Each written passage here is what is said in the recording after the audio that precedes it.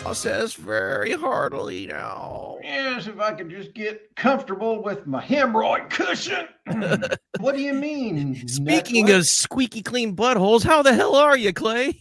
I'm good. How are you, my friend? Not bad, not bad. So this is another special episode of Bits and Chunks, and I figured I wanted to tap our brains regarding not only the newest iteration of Mad Max Furiosa, Yes. but our take on the whole series. You know, this may be go a little bit longer than what we usually do, but this has been one of my favorite things to watch and be a part in as far as the subculture. And I just wanted to say, hey, let's talk about this since Furiosa is kind of hot right now. And so yeah, with that said, guys, I'm Jason. I'm Clay. That's Clay, That's me.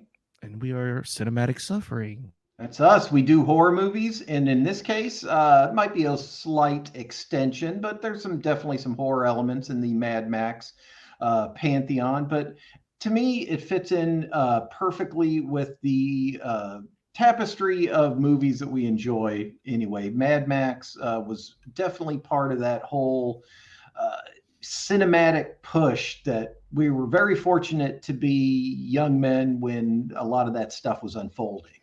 Those Yeah. kind of, what would you call them, like grindhouse movies? Basically, is where the Yeah. Mad Max series originally started. I think yeah, the Australian it was a low budget to start off as a low budget Australian kind of grindhouse art film in a way.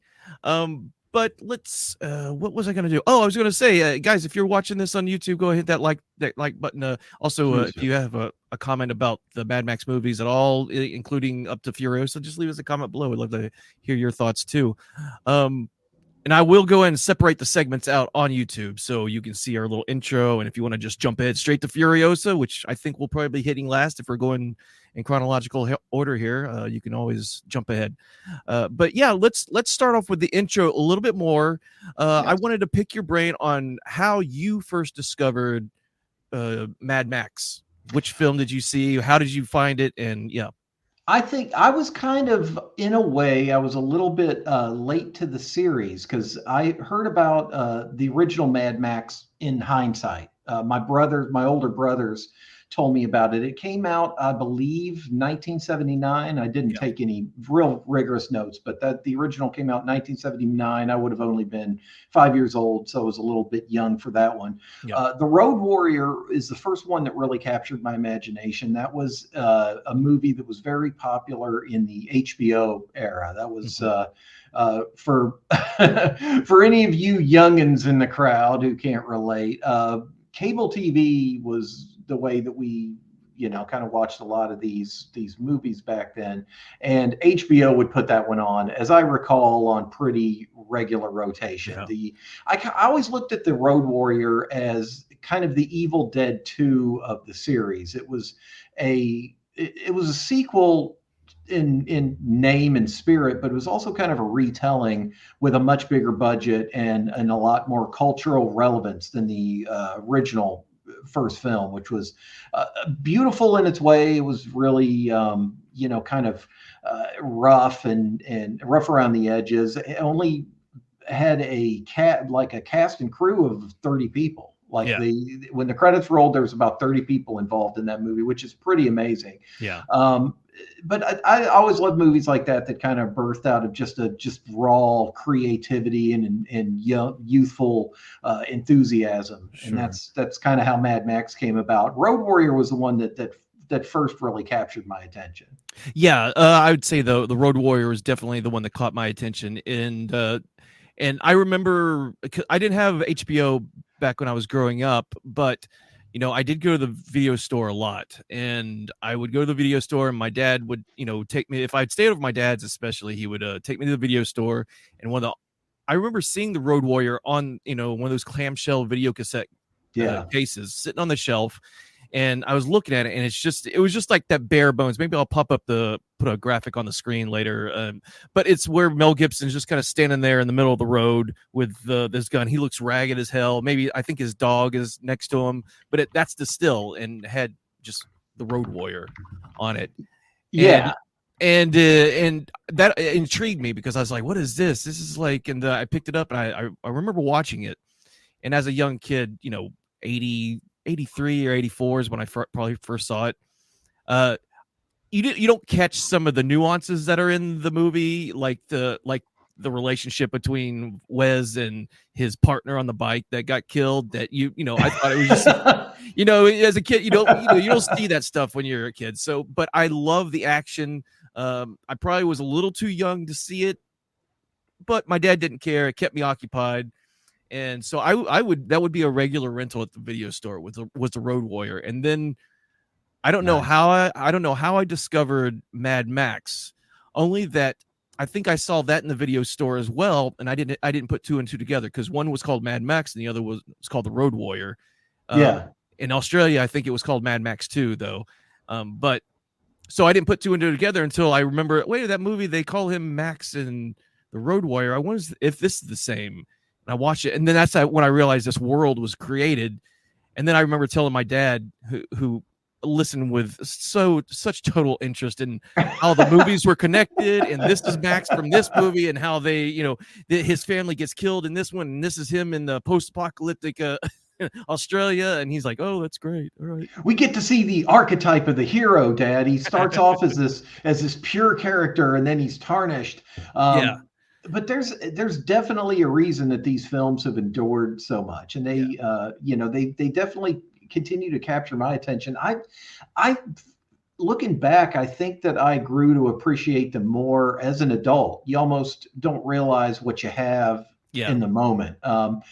It sounds like you appreciated the movies a lot more in the moment than I did. I didn't. I liked them. That was I only after definitely. multiple viewings, though. Yeah. After I got finished watching the Road Warrior for the fifth or sixth time, and then Kids will just repeat and yeah, repeat. yeah, and so, but yeah, I think with the Mad Max series, and I think why it touches on a lot of people on why they're such good movies, is that even though this world is a fictional world, it is works very parallel with the dangers of the modern world that we live in, the dangers of a nuclear annihilation, and maybe even that's not obviously going to kill everyone just right off the bat. That there may be what happens in the movies, these sects and cults and everything starts pulling away into these warlord. You're going back to the Stone Age pretty much of roving tribes and surviving. You're just trying to live to survive off the land and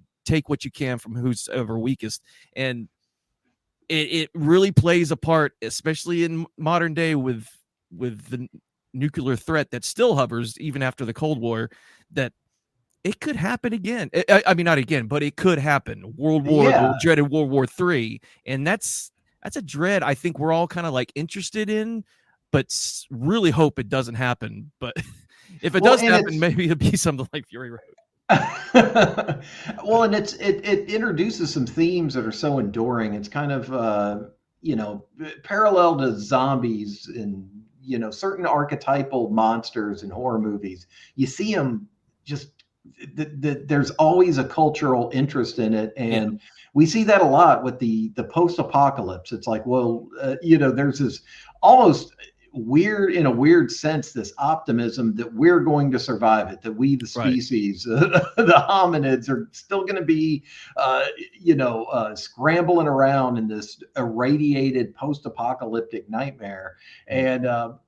And I love the way George Miller to this day is able to kind of revisit that world and give us something new to appreciate about it. Right. It's and I know I'm bouncing around a little bit. I know we're going to talk about Furiosa later, but it bums me out that that movie isn't doing as well as at the box office as Yeah. it should. It was really, I think, really a fantastic addition to the series. Yeah, 100% agreed. And like I say, we'll get to that Yeah, eventually. But so let's go back to 79 now. yeah. And let's talk about Mad Max. Do you remember when you first saw Mad Max? Do you remember your first impressions? Have you rewatched it again recently? And do you have I any I additional haven't thoughts? I haven't rewatched it again recently, honestly. The most that I've done recently is revisited some of the old vintage, retro trailers, which I love. They've got the classic grindhouse aesthetic to the trailers, like in the near future.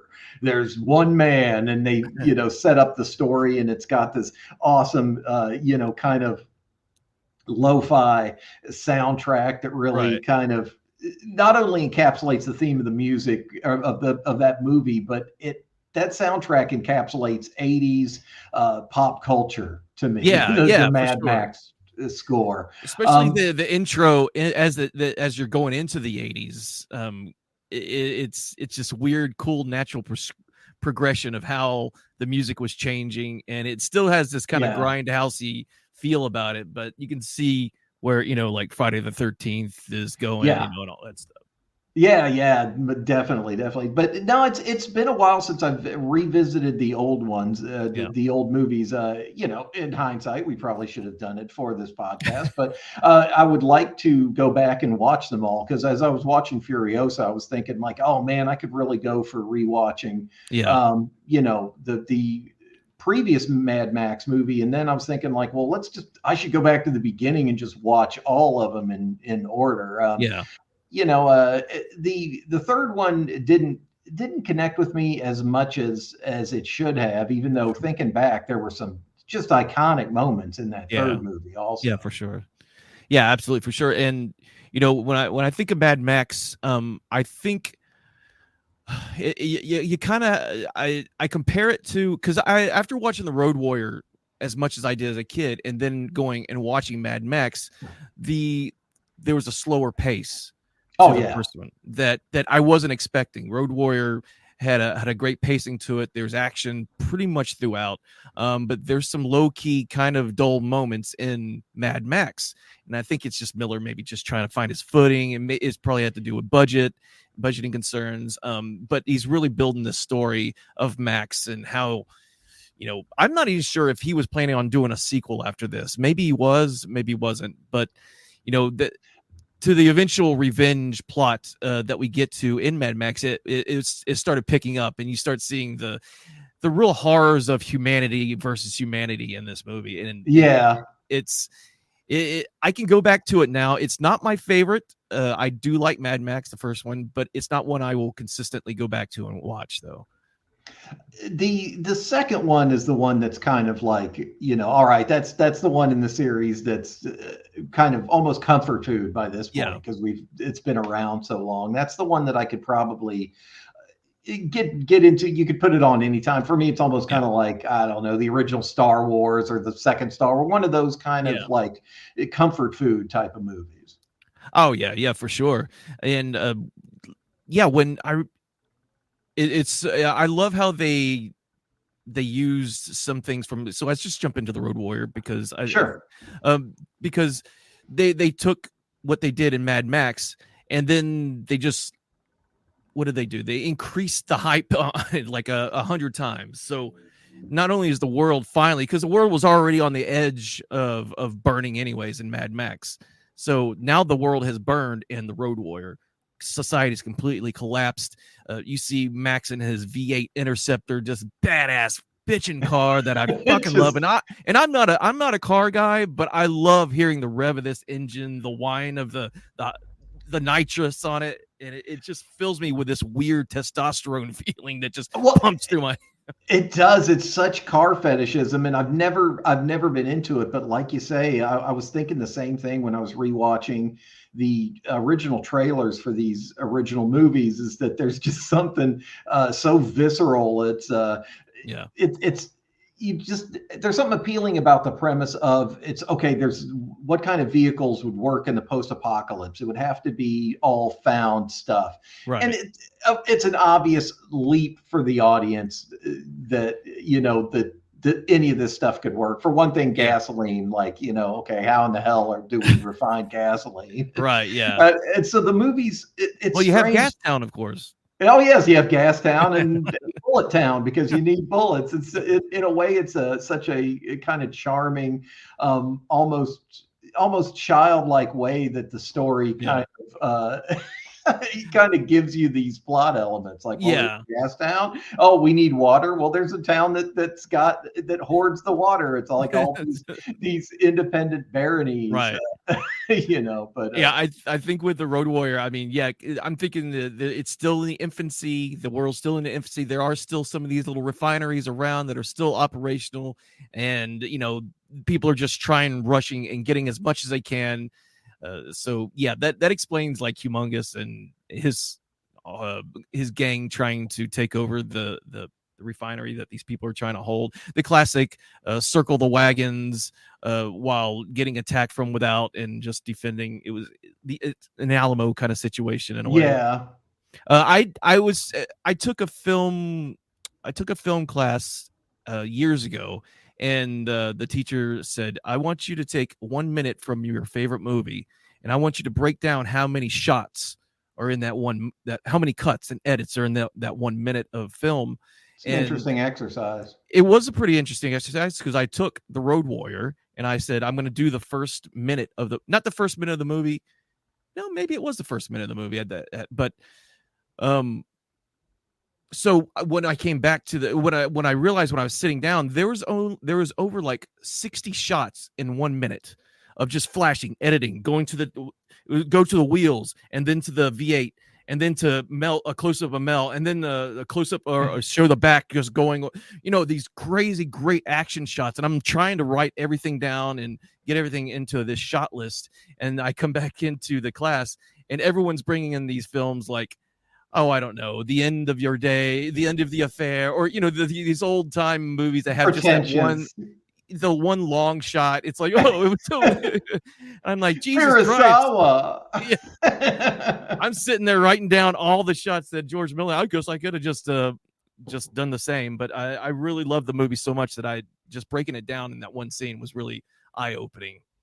So it was really cool. I'm sure that it didn't turn into this big film debate in your class, but I would argue that George Miller is just as relevant as all those other movies that some of the students might consider loftier, more artful films. Especially after you listen to some interviews with the man. He really genuinely loves the craft of filmmaking, and more importantly, almost the storytelling, the myth making aspect of it, and how we fit into that as people. There's a very human through line in the Mad Max, and you saw it a lot in the 80s. Spawned a whole bunch of imitations, of tawdry imitations of the Mad Max movies because they were popular. So naturally, oh wow, all we need is a desolate kind of stretch of desert and a beat up old car, and we can make our movie. But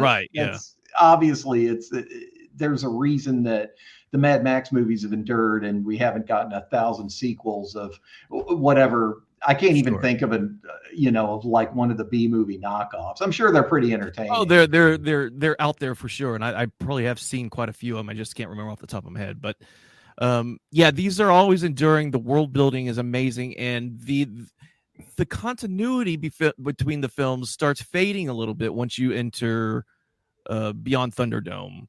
And I need to rewatch that one as an adult because I feel like as a kid there's something that I was missing, but I watched it over and over, and I like certain elements, but for some reason as a kid it never equaled the sum of its parts for me. I don't know if rest her soul, love her to death, but Tina Turner did not do it for me as far as kind of an antagonist in that movie. It just didn't work for me.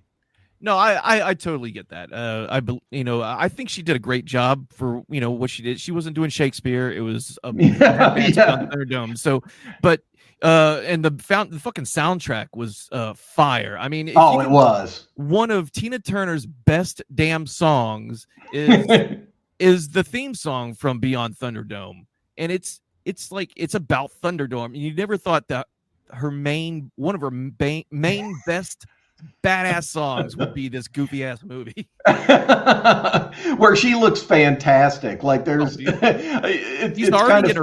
she's in her 40s in this movie. Oh already. yeah, well, I mean, and it's kind of like okay, that we're in the post-apocalypse where water is a valuable resource, but Tina's up there looking just phenomenal. But yeah, I'm talking like there's it was kind of uneven with Thunderdome because I own everything streaming and I watched Thunderdome maybe about 3 months ago. It's one of those like those guilty pleasures. You just like sitting down and watching it, and no matter Yeah. how goofy and bad it may seem, it still has a special place in the lexicon of the films. Yeah, yeah, like and there's certain parts that just like stay with you, like the two men enter, one man One man leave. leave, yeah, That thing, you know, the part where they sent Max out into the desert with the big like yeah, what mascot head on. There's yeah, certain moments in that are just so iconic and stick with you, but I can't for some reason the movie felt like okay, and then this thing happens and then this thing happens. Like it yeah, just felt like a lot of vignettes that never really, for me, yeah. kind of gelled into an overarching story that felt really compelling. But I'm basing this off of my murky memory. No, I'll no, say. no. You're nailing it 100%. There's also like inconsistencies in the continuity of from the last movie. We can assume that Max is the same character from the last movie, which is Yeah. obvious. But the arrival they reused the gyro captain from the Road Warrior in Thunderdome, and your first thought is, oh, it's the gyro captain. He's back, and now uh he's going to play this part, and Max is going to recognize him. And really, in the whole in the story, I think even Miller says it's not the gyro captain. The gyro captain took off in the Road Warrior and helped settle a clan with the people that he left with. So this guy, even though it's played by Bruce Spence, the same guy who played the gyro captain, and this guy flies as well. He's not the gyro captain, so That's very confusing it's because very it's confusing. a very recognizable actor too. You're Yeah. going to spot him right away. It's like, yeah, well, And then there's like this weird moment of recognition where Max runs into him and he's like, you. And then but he's not you because he recognized him. I maybe I some recognition, but you know what I'm saying? yeah, that's it's weird. It's Yeah. weird. It's like I don't know. It'd be like casting Harrison Ford as a different character in the Star Wars movies. Like, what are you doing? Right. That's exactly it. Like but yeah, and then there's the point where the first half of Thunderdome is this kind of like political is this political intrigue that's going on within Bartertown. Master Blaster controls the methane production underneath, and geez, what does she play? What does Tina Turner? I just say Tina Turner plays. Is only a ruler maybe in name only because Master Blaster holds the power, the real power.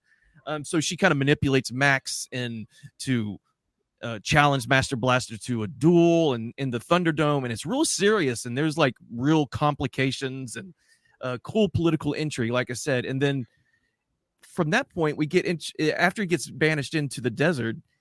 We discover the lost children that are in the desert, and I think that concept in itself is cool. But then it turned into kind of a cartoon-ish kind of battle when because there's bonks and bongs and people when the little guy with the big thing on his head, the bald guy Yeah. who's small, his name's like Angry Anderson, that's his name. He's from this musical rock group in Australia. But anyways, you hear the little birds after he gets knocked on the head and things like that. It starts turning this weird kind of goofiness, and at the end, that big chase on the locomotive, kind of ends with them escaping, except she leaves Max alone, even though he's stranded there, and just kind of ends. And it's just an odd type of movie all around. Yeah, and I recall, because like the, Tina Turner's Thunderdome theme that you mentioned, that thing was on constant rotation on Yeah. MTV at the time. So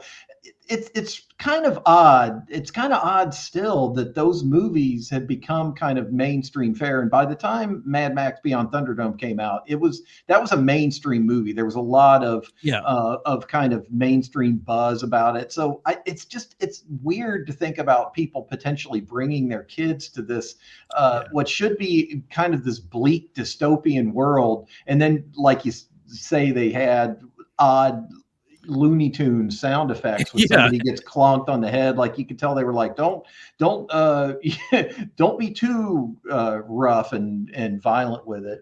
I remember my watching that movie with my grandma in the room, and they talked about methane production a lot, and they taught the words pig shit was uttered a lot. And I remember my grandma saying, grumbling, being like clucking her tongue and saying, I wish that why do they have to say that word? And I was like, yeah, grandma, it's the post-apocalypse. People are eating their right. babies, but you're worried about some blue language. Yeah. Yeah, I'm not sure why the tone is totally different because I don't know. Maybe it's because there's two directors. Uh, Another guy named George Ogilvy is credited as helping direct Mad Max Beyond Thunderdome because the writers are essentially the same from Mad Max and the Road Warrior. So That would explain its kind of dissonant tone. yeah, with the different kind of it's not totally helmed by George Miller. It's kind of like looks like it's split between. So maybe that explains some of the weird tone it has. Overall, I always enjoy Thunderdome. The music is badass. There's some great action scenes. The notion of two men enter, one man leave. And people repeating that phrase and that, the music, and then the announcers like, "Ladies and gentlemen, boys and girls, Yeah, that was a diet great time moment. here." I mean, it's just so beautiful, and I love those moments and great lines. But And overall, that was shot great too, that yeah, scene. oh, it was amazing. But overall, it's going to be the weakest. Definitely, I think it's agreed by everyone. It is the weakest link of all the films. Yeah, it's definitely not a controversial take to say that's a meh kind of Yeah. one in the series. But still appreciated it in a Oh yeah. lot of ways.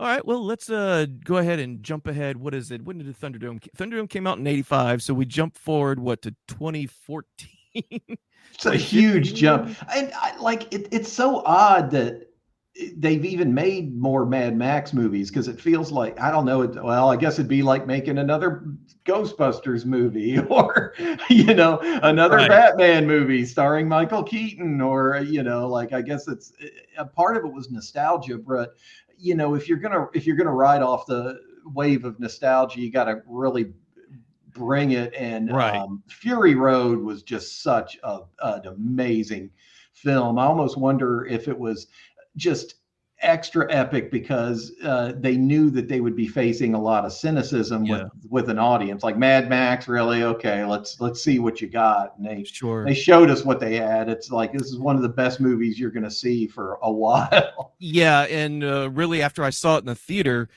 I watched it twice in the theater because I loved it the first time around, but I had to go pee a couple of times, so I wanted to watch it again and to get the full without being interrupted. So I didn't drink anything. I made sure I Yeah, hadn't drank anything in a while. I was gonna sit there.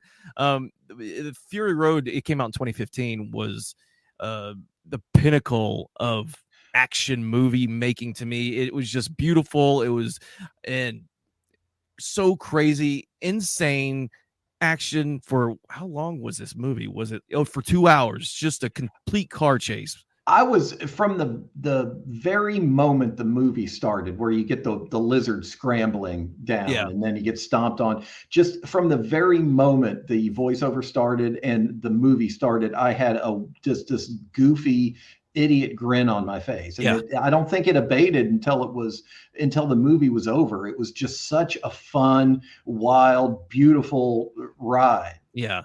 No, you're right. I'm getting goosebumps even talking about it right now because I remember watching when we're in the theater and watching it, and like you said, I had a goofy smile. I know I had a goofy smile on my face the entire time I was playing.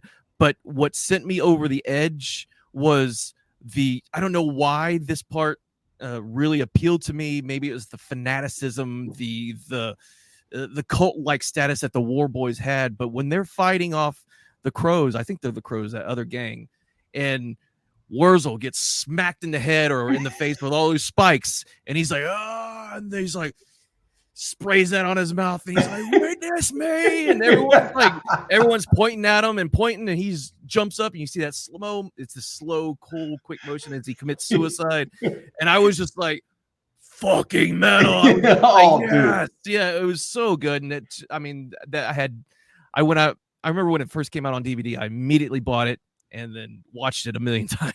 Oh, same here. It was just, like a 15-year-old boy's notebook in, like the scribbles in the margin that you write when you're an overly imaginative 15-year-old. It was brought to life. It's just, I don't know how that they didn't end up killing a bunch of people making that movie. All this practical effects. They were really out there on real cars. There was real fire. People were really pole vaulting between cars. Yeah. It's just total bananas insanity. It's just, but that. I don't know. It's just, you're just caught up in it. Tom Hardy was a great Max. He didn't have a whole lot to say, but that was by design, and his acting really pushed it. The guy has made a career out of acting through face stuff that's going to impede your acting. But so apparently this was Fury Road was in the works in the writing stages way back in the 90s, and they were planning on bringing Mel Gibson back for it. Things just, with making movies just kept falling through. And I went to see a screening of Mad Max Road Warrior and Thunderdome at the Egyptian Theater in Hollywood. And Mel Gibson came and did a Q&A for that. Wow. And we were up front. We got to see him walk by us. We're like, oh, there's Mel Gibson. And it's like, and he was talking about making a new movie. He didn't call it Fury Road. He was just saying the new Mad Max movie. He's like, we're still talking about stuff, and he goes, I don't know if I'm going to be doing it or something, but it's still being worked on. And everyone was like, yeah, it's great news. And that was in 2011, it had to be 2011 or 2012. Okay. I think that by that point, Gibson already knew he wasn't going to be in it, but he didn't want to give too much away, obviously. But yeah, everything kind of came to a head, and obviously in 2015 when it was released, and there's still it's still weird that people say, oh, it's not Mel Gibson. It's not Mel Gibson. I was like, Mel Gibson is a man in his 70s.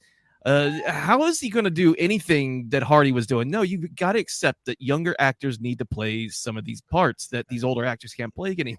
It goes back into the Evil Dead thing, the remake of that, when they will not let poor Bruce sit down for a minute. Yeah, and the fans they're holding on to this fantasy that we're going to get one more movie with old man Mel in it, and it's you could maybe make it work. The guy's still a good actor. I mean, whatever you might think about him as a human being. He's a good actor and a good filmmaker, but yeah, he's a piece of shit as a human being. Yeah, let's just call it what it is. But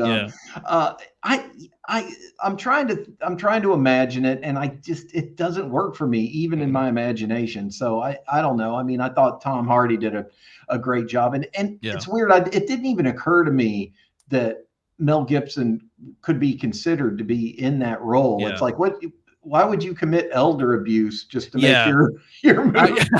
I think in the early stages of the movie, he was supposed to be brought in as an older figure, maybe kind of doing the same Indiana Jones and the Crystal Skull kind of thing, where they bring in a younger guy to do most of the stuff. But I'm glad they scrapped that, and they Miller concentrated on just kind of like a reframing of the universe.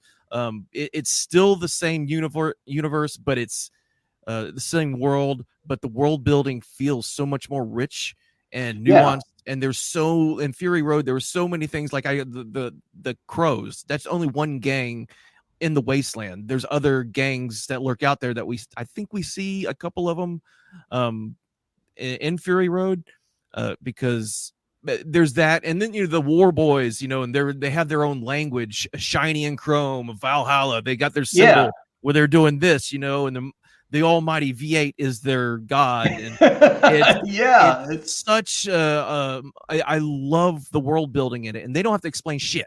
No, Which they're is just this. like, this is just these guys are fanatical. They spray paint in their teeth Yeah. before they jump to Valhalla. And I forget the actor's name. Who's the Renfield guy that was in that movie? He was good in it too. He Oh, brought a lot Nicholas to. Holt. Nicholas, Yeah, yeah, yeah. Yeah, Nicholas yeah. Holt is amazing.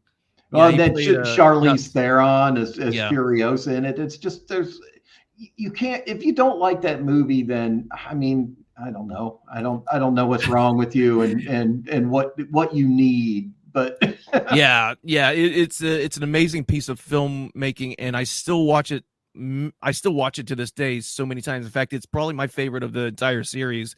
Although I do love the Road Warrior, and Mad Max. That Fury Road is just an amped up version of those movies. yeah, I mean, I there's a dude on the front of a truck playing a flaming, guitar. That's just, come on, Yeah, there's not really much you can pontificate about it, because it's just like, if you don't like it, then that's not your thing at all. Like, you just right. got some allergic reaction to cars and deserts, I guess. Yeah.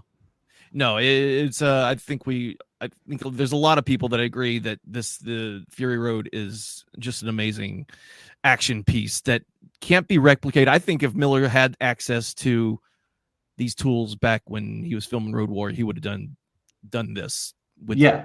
with Mel Gibson back then. But obviously, Well, he it's said so. He said so himself, that, yeah, like, he's been making movies long enough to see these, just these quantum leaps in technology, and we all have. And it kind of makes you it kind of makes you think back and realize just how lucky we were to have seen just these iconic movies. yeah, Because a lot of the stuff that's come out throughout our lives, they've been trying to replicate the magic of that and failing miserably time and time again with all these subsequent sequels in other franchises, other not franchise, Mad yeah, Max. Yeah, yeah.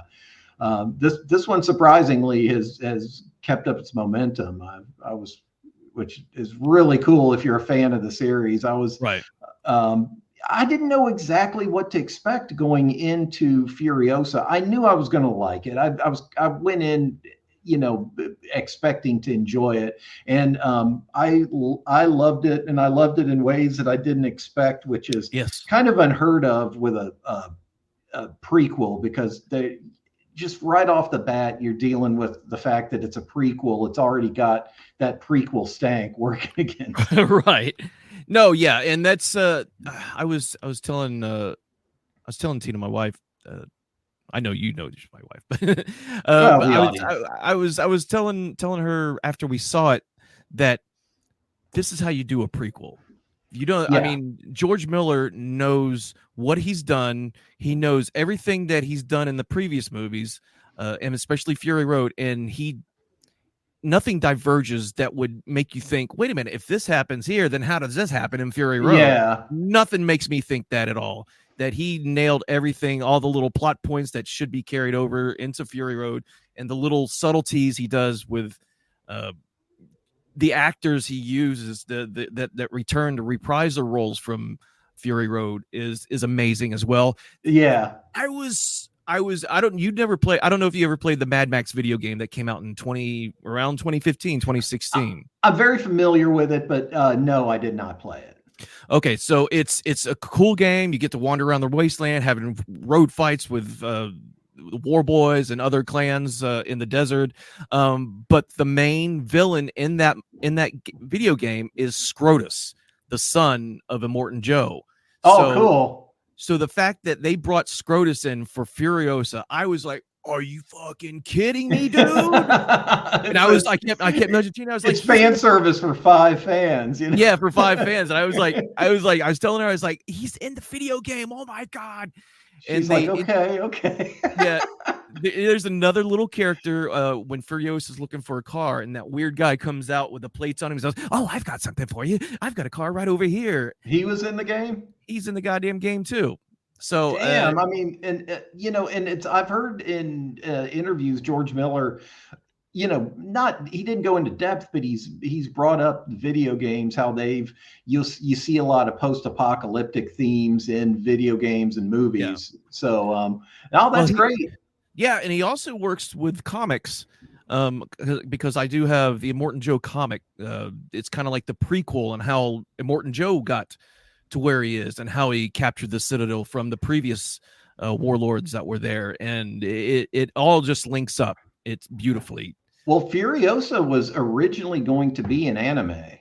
Oh, It really? was originally conceived as an anime, and just the timing of how long it took for them to bring out, Fury Road kind of messed with the timing of that. And then so Yeah, years passed, and they decided to make it a live action. But the thing that kind of impresses me about it is that you see a lot of those same kind of sensibilities on screen in the live action movie that we just saw. Like yeah. it could work as And an anime, and it makes sense that it kind of started its life as an anime. It's got a lot of that. All the things that make a really great anime are in this movie in some kind of way. also, anime and manga as well, because it's broken down into book chapters Yeah, yeah. throughout. So it's just like you're seeing one part and go into the next part and the next part. And I just thought I remember sitting there watching. I just watched it last night, so it was really kind of fresh.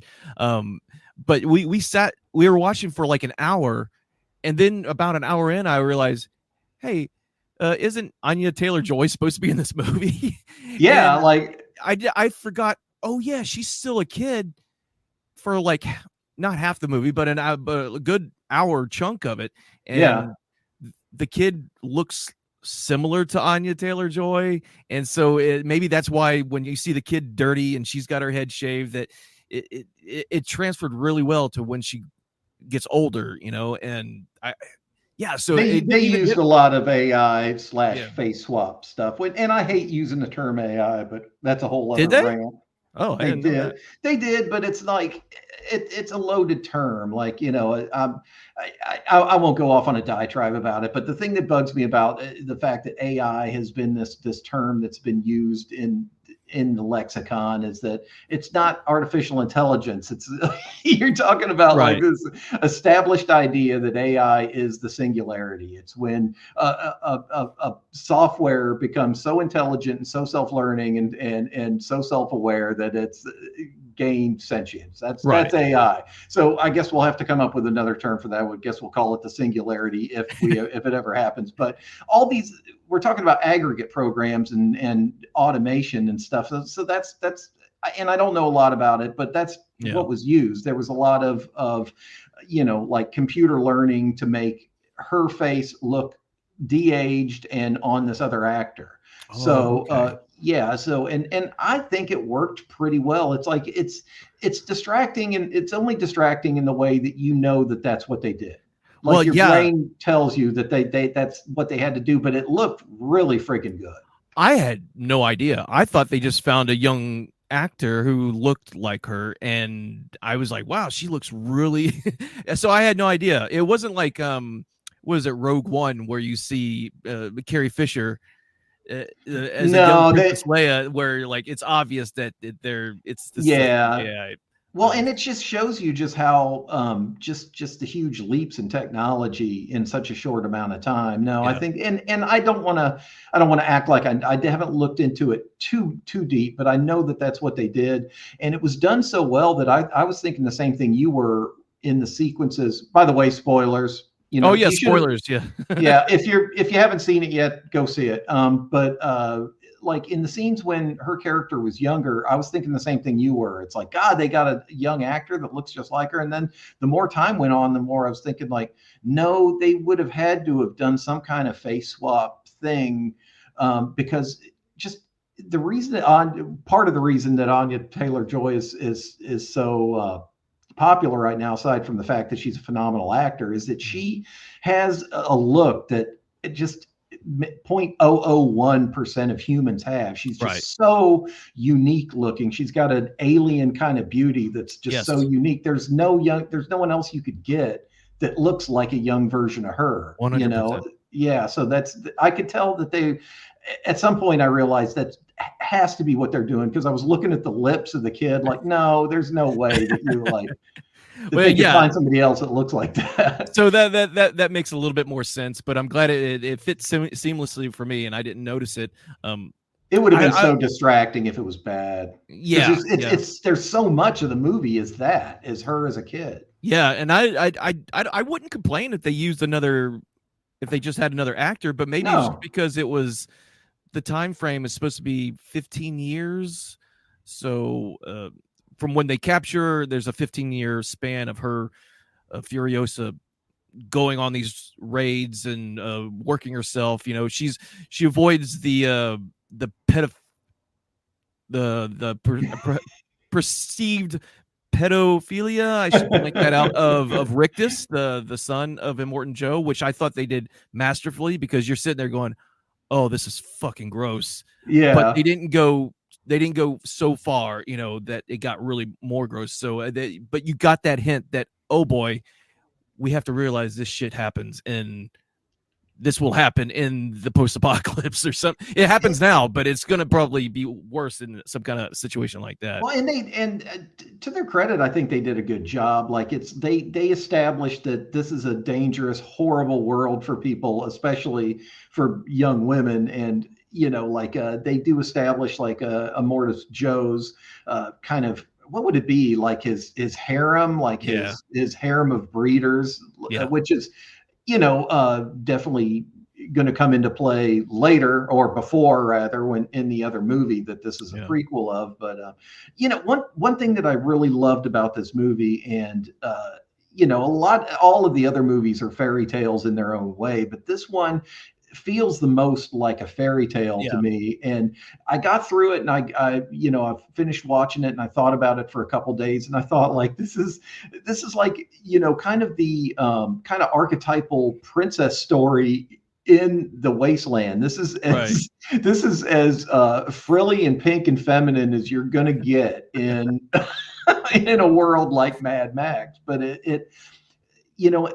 everything about the movie worked in that direction for me. Yeah, Like, there was a lot more CGI than the yes, previous movie, but for me it worked because it kind of added to the whole fairy tale theme yeah, of it. And one of the big running themes of this picture is myth and what really happened versus the story that was told about what happened. And they address that head on. hmm, But what kind of makes you think after you've watched it is like, well, maybe the whole movie was fabricated in some kind of way, like even within the context of the story. So right. the fact that it looked a little bit more, I don't want to say fake, but a little bit more, imaginative, visually, Yeah. kind of, I don't know what the word would be, but I know what you're trying to say. It has a more kind of like a fantastical look about it. it's a little more visually whimsical Yeah, than the other movies. But it's I like that about it, because yeah, it's not Max's story; it's right. Furiosa's story. It's not. There's still all this grim, gritty, oily world of the post-apocalypse, but it all the colors are very lush and vibrant. Yeah, yeah, and the look of the film is, I will say some of the CGI pulled me out a little bit, but you Did know it was easily forgivable, because like you said, I could tell immediately they're not trying to recreate Fury Road. There is a different story here. You're not going to see one continue. There are car chases, there is action, there is blood, there's shooting, but you know you're going to see there's little moments of reflection and character building that you didn't really see that much in Fury Road. And Yeah. I really appreciate that. Tina was telling me she thinks she likes Furiosa better than Fury Road. I And mean, and I respect that in a yeah, way. I mean, and I think that yeah. that's great. Yeah, and I could see, you know, she was telling me where she was coming from, just being from the perspective, being like a, not her per se, but she was putting herself in the empathetic place of being a female in that position that, it hit closer to home. And I was like, oh shit, Yeah. yeah, I guess it would, yeah. Well, and So they did it without kind of bending to this kind of current Hollywood narrative that's kind of like I'm so tired of people bitching about it, but I'm also tired of seeing it where it's just this ham-fisted like girl power thing, but it just feels so forced and so like just heavy-handed that Yeah. you get kind of you roll your eyes at it. They didn't really do that with No. this movie, but at the same time, it's still her story. It's Yeah. still like what would it take for anybody, much less like a young woman that's got to pretend to be a man. It's certain Yeah. Yentl, like they did the whole Yep. Yentl thing for a minute. But, I like was expecting Furiosa to bust out in song anytime. I thought she did a great job. Yeah. She was stoic and silent, and a fiendish warrior without like they didn't have her win arm wrestling contests with 300-pound Right. men or anything like that would totally take you out of it. I mean, There's just so many beautiful shots. Yeah. That there's one of her, and Anya Taylor-Joy has that look about her that with the grease smeared across her face, and her eyes are just the steel Yeah. piercing that she sells it so goddamn well that you're just like, damn, she's gonna kick some fucking ass. And there's like a great shot when at the bullet farm where they trap him and they're blowing the fire, and she kind of steps in between the gate Yeah. as the fire blows around her, and it's just this amazing shot of her being surrounded by these flames but protected, like she has this armor that she can still be hurt and killed, but she's got this mythical thing about her, the mythical hero who can't be killed, that no matter how much you try, kind of like Max. Yeah, and there was like you talked briefly about like the prequel nature of it, and what I loved about it was like there were certain things that there were certain things we had to get there. Okay, how'd she lose her arm? Right. We knew that at some point she's going to lose that arm. We knew at some point X, Y, and Z is going to happen. But I loved the way that they got us there. Like Yeah. even I didn't see the moment coming. They even kind of play with your expectations where Yeah. she'll get injured for a second. You're like, oh, there goes that arm. It's like, no, that wasn't the moment. And then when it does happen, you're like, well, did she chew it off like a fucking coyote? What happened? What is this all about? But and I loved it because there were certain points in the movie. It's like, okay, if you've gone with it till here, what we're doing. Like Right.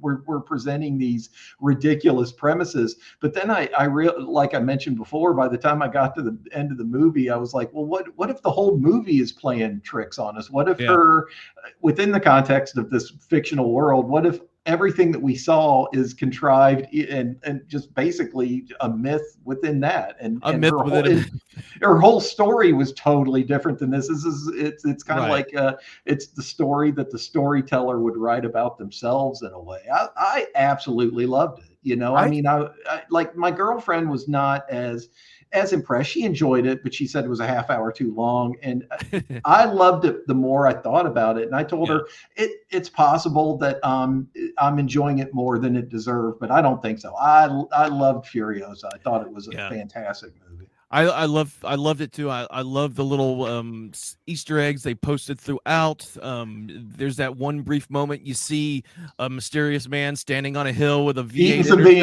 eating some beans. That he's got short hair. You don't see, he doesn't have long hair. So we get that information that Max knows about the Citadel. Of course he knows about the Citadel.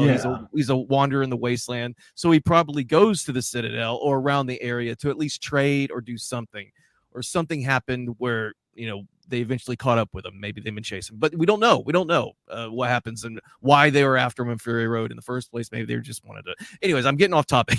Well, no, it was a beautiful cameo because they could have had Tom Hardy kind of in it in a way that would have been really kind of fan service, but it was this far away shot to where you can barely see him, and it was just this kind of acknowledgement that it's a Mad Max story. It's not his story. It's hers. It's the world is bigger than just him. I think they could have screwed this up in so many ways, and some people criticize it a little bit more in ways that I actually enjoyed, like with the CGI, for instance.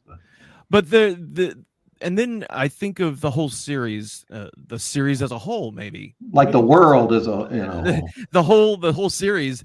We look at it, and every one of them are told through a storyteller's perspective. If I'm not mistaken, I think even Mad Max is being told through the eyes of someone else who witnessed Max. I'm not sure, but I know definitely in the Road Warrior, someone else is narrating that story. yeah. So they're creating this narrative and this history of what they saw and who this Road Warrior was. So we don't know what's true in that story in this fictional world, what's true in that story or what's being exaggerated. The same goes for Thunderdome. There's a narrator in that one as well. Yeah, Um, that's a good point. and then in Fury Road, we have the historians. These are the people that have the tattoos all over their face. They're kind of like the maesters in Game of Thrones Yeah. who know all this knowledge of the old world. But they're also the history and the storytellers. You see that at the end, I think, of Fury Road, not Fury Road, Thunderdome, where you see Okay. this person is talking to the children and talking about the world that was and explaining. And so that was like one of the first history tellers. So you see Miss Giddy in Fury Road, who's the woman who's like trying to stop Morton Joe from, she's like, you can't get them, they're gone. And he pushes this shotgun away from her and drags her along on the ride. She's the one, she has writing on her face. So she's an historian. She was there to teach the breeders, the girls, the history of the world. So I like, and then this one is told the same way. Furiosa is told from a narrated perspective of a storyteller, because at the end, we don't know what happened. What happened in the end with her and Dementor? Who's Yeah. it just alludes like no one really knows. Did she shoot him? And it shows all these little vague scenes of what she possibly did, which I loved. Yeah. And Like there's how a it's almost like in the writer's room, it's like, well, how do we end it? Do we ever shoot him? Does she yeah. how did Dementus die? How did Dementus? It was Dementus, right? Not Yeah. Dementor. What? Okay. Oh um, yeah, yeah. but I loved that ending. I thought it Yeah, just I was did too. perfect. And then I sat through most of the credits because they showed scenes from Fury Road throughout some of the Yeah. credits, and I was like, oh yeah, I need to go watch Fury Road now. Oh, and that was my thought too. It's like I need to rewatch that. But Yeah. I think that yeah, the Mad Max movies are oddly optimistic in a way. If I think about it, that's like there's all these little things like in the midst of all this chaos and heartache and horror, cannibalism, and just Yeah. human savagery. Certain things endure, like just love between people and Yeah. and the need to protect somebody there's a lot of nice little moments like that throughout Nice little yeah, empathy. The empathy does still exist. yeah I know we're going a little bit long here, but that with the Praetorian that she wasn't romantically involved in, but kind of got a hint that maybe she was. But he took pity on her, that yeah he was going to get her out, if he could. And he had an opportunity to leave her and instead went back, so right. yeah So there's like these human moments of people that you think wouldn't have that kind of empathy between them that I really enjoyed. yeah It kind of elevated Furiosa for me a little bit above Fury Road in that instance. Um, and then I guess other. I'm just trying to think of other cool the when we see Immortan Joe for the first time, the younger Immortan Joe, and how he interacts with Dementus. It was like a showdown between these hugely powerful warlords, and yeah I took so much satisfaction from that first encounter, especially. I was like, oh no, you don't come and fuck with Immortan Joe. Yeah, like you've messed with the wrong one here. Right. It was fantastic. I mean, it's what can you say? The Mad Max. Yeah. I'm glad that world endures, and I'm looking forward to seeing where it goes, or seeing what other things inspire it. I mean, like Yeah. there's already been like so many. Like one that stands out for me is the Badlands books, that book series. That Okay. was just very pulpy, but that was a whole other kind of series that Yeah. that was fun. It's obviously inspired heavily off the Road Warrior. So. Sure. There is supposed to be Mad Max: The Wasteland that has been kind of like rumored around. It's even on IMDb right now. It's going to be a Mad Max center. It's going to be a Max centered story. No Furiosa is going to be in it. I think it's supposed to take place an hour or like a year before Fury Road. Okay. But George Miller was kind of harping on like if Furiosa isn't that doesn't do that well, then he may not even bother, which would suck really bad. Because I think we need more of these series. And, George Miller is, he's getting up in years. It's kind of like George R.R. Martin, where they're like, write this fucking book, you're going to die. Kind of thing. Quick, be inspired. But Miller, he's older, and he said he had a hard time filming Fury Road, that it exhausted him, and he kind of had a similar experience with Furiosa.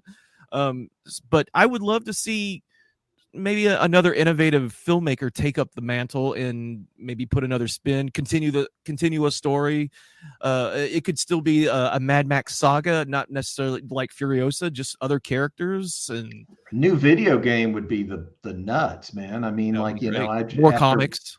Yeah, comics is perfect medium for that kind of thing. And I think that Furiosa kind of proves that you can expand the world. It doesn't need to necessarily all be about Max. Like everybody who's alive in the wasteland has their own story. Yep. So, Yeah, it's just like the Star Wars films, where they finally started making movies and other things about other people other than the canon from the original film. So well, that's a whole different topic. Yeah, it's a whole different in my consideration, they're still jacking that up. Oh yeah, for sure. Yeah, but I think we can. I think everyone. I think we're the vast majority of people I know I've seen online have expounded. I know people who go to Wasteland Weekend and they dress up in that culture, and they have a fun time, and they absolutely love Furiosa. Of course they do.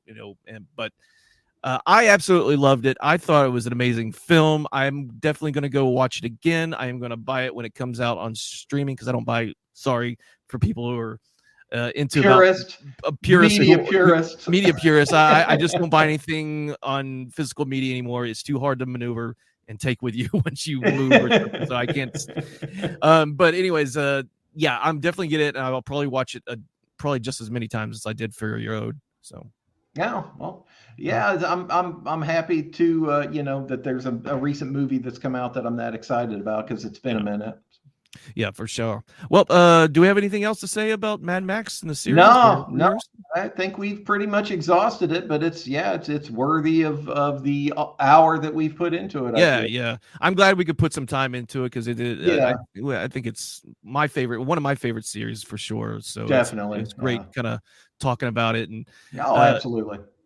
I wasn't sure how we should do it. I was like, we'll break it down by movie, but I'm glad we didn't. I'm glad we didn't go through every scene through every film that we kind of. Well, me too, because I remember very little about the first one and the third one. But okay, so that's about it. Thank you guys for joining us. We'll have some more content for you soon. But this has been a special episode of Bits and Chunks for Mad Max, and I'm Jason. I'm Clay. Thank you for joining us, everybody.